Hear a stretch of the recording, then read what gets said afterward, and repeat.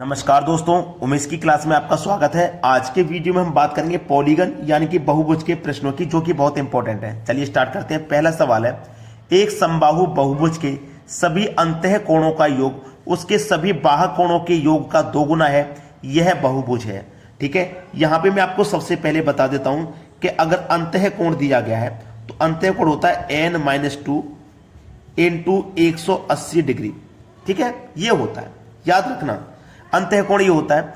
और उसने बोला है बाह्य कोण के योग का दोगुना है, बाह्य कोण का योग के दोगुना। तो 180 का अगर आप दोगुना करोगे तो बाह्य कोण कितना होता है 360 डिग्री, इसका बाह्य कोण का दोगुना कर दो।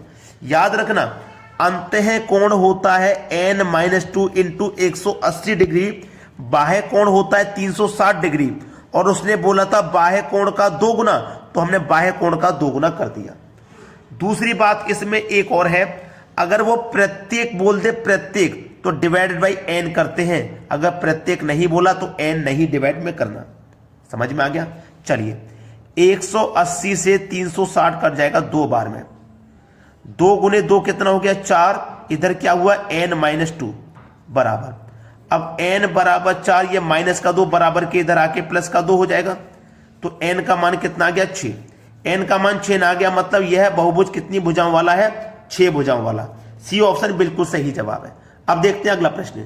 अगला प्रश्न है, यदि एक समबाहु बहुभुज का प्रत्येक अंतः कोण इसके बाह्य कोण का 11 गुना हो तो इस बहुभुज की भुजाओं की संख्या कितनी होगी। अंतः कोण क्या होता है n-2 इंटू 180 डिग्री, ये तो होता है अंतः कोण। बाह्य कोण होता है 360 डिग्री। ठीक है, अब उसने बोला है बाह्य कोण का 11 गुना, तो बाह्य कोण 360 है, 11 गुना बोला है तो इसका 11 गुना कर दीजिए। मैंने आपसे बोला था अगर वो प्रत्येक बोलेगा प्रश्न में तो आपको n से डिवाइड कर देना है।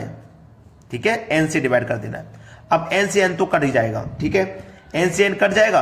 अब देखो 180 से 360 कट जाएगा 2 बार में, ये 11 दुनिया का कितना हो जाएगा 22। इधर क्या बचा n-2, तो n बराबर 22, ये माइनस का 2 इधर आके प्लस का 2 हो जाएगा, तो n का मान कितना हो गया भैया 24। तो आपके सवाल का जो सही जवाब हो जाएगा वो हो जाएगा 24, डी ऑप्शन। सभी को समझ में आ गया? अब देखेंगे अगला प्रश्न। अगला प्रश्न है, एक समबाहु बहुभुज के सभी अंतः कोणों का योग 1080 है, इस बहुभुज की भुजाओं की संख्या कितनी है।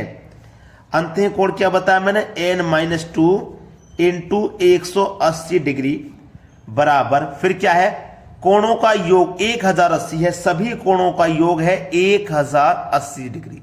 ठीक है, तो बहुभुज की संख्या है, भुजाओं की संख्या कितनी होगी आसानी से बता दीजिएगा।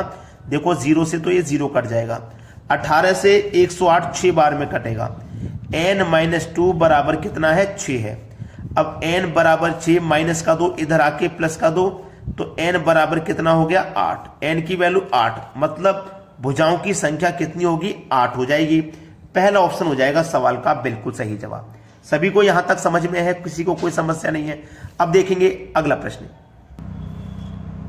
अगला प्रश्न है, किसी समबाहु अष्टभुज के प्रत्येक अंतः कोण तथा बाह्य कोण का अनुपात है। अंतः कोण क्या होता है n-2 इंटू 180 डिग्री, ये होता है हमारा।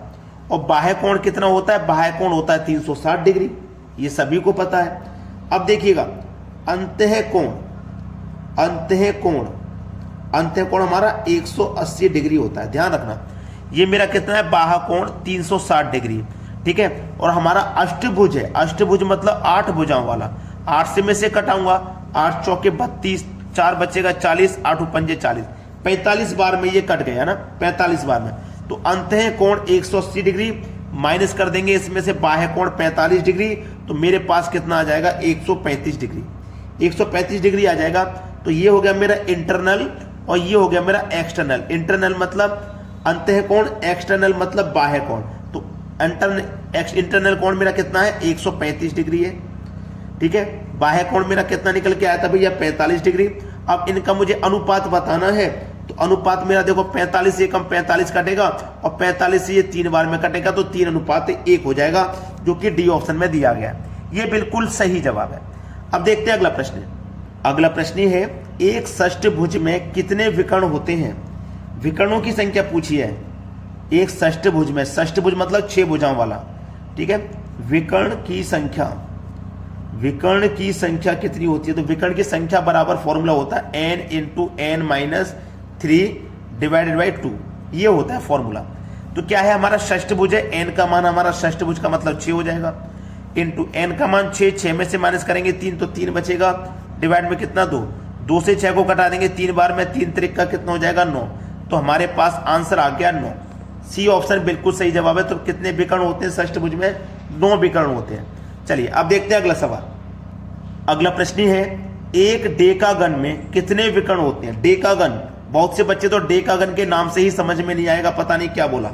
तो डेकागन का मतलब होता है 10 भुजाओं वाला, जैसे अष्टभुज 8 भुजाओं वाला हो गया, षष्ठभुज 6 भुजाओं वाला हो गया, डेकागन होता है 10 भुजाओं वाला। और इसमें पूछा है विकर्ण की संख्या, तो विकर्ण की संख्या का फॉर्मूला मैंने अभी आपको बताया था। विकर्ण की संख्या बराबर होता है n into n minus 3 divided by 2, यही तो बताया था।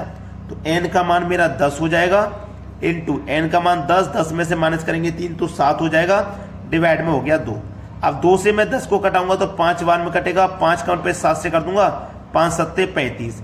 ये हमारे सवाल का बिल्कुल सही जवाब हो जाएगा 35, सी ऑप्शन में दिया गया है। ये क्या है? बिल्कुल सही जवाब। तो अगर आपने वीडियो को अभी तक लाइक नहीं किया तो लाइक कर दीजिएगा, शेयर नहीं किया तो शेयर कर दो, और हमारे इस वीडियो के लिए प्यारा सा कमेंट कर दीजिए। आपको हमारे वीडियो कैसे लगते हैं कमेंट करके जरूर बताइएगा। ठीक है दोस्तों, धन्यवाद।